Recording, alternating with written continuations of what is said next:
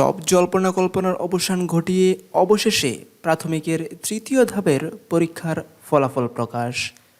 আসসালামু আলাইকুম সম্মানিত ভিউয়ার্স, আশা করি আল্লাহর রহমতে সবাই ভালো আছেন, সুস্থ আছেন।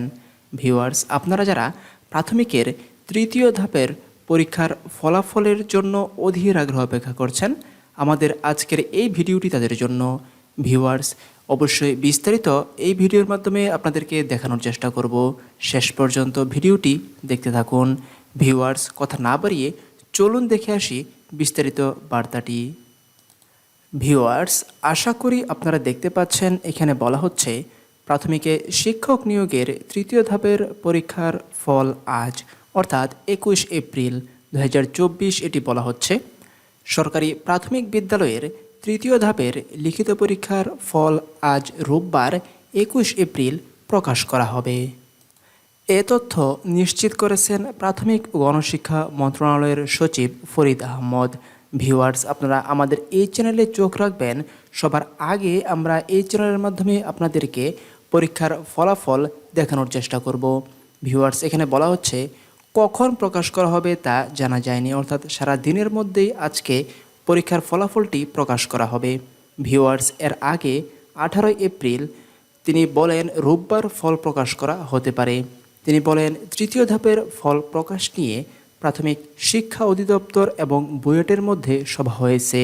সভায় রোববার অর্থাৎ 21 এপ্রিল ফল প্রকাশের বিষয়ে আশা প্রকাশ করা হয়েছে। সব ঠিক থাকলে আজকে ফলাফল প্রকাশ করা হবে। ভিউয়ার্স, আপনারা জানেন যে ঢাকা ও চট্টগ্রাম বিভাগে পরীক্ষা গত 29 মার্চ অনুষ্ঠিত হয়। এদিন সকাল 10টা থেকে বেলা 11টা পর্যন্ত আবেদনকারীদের নিজ নিজ জেলায় পরীক্ষায় অংশ নেন।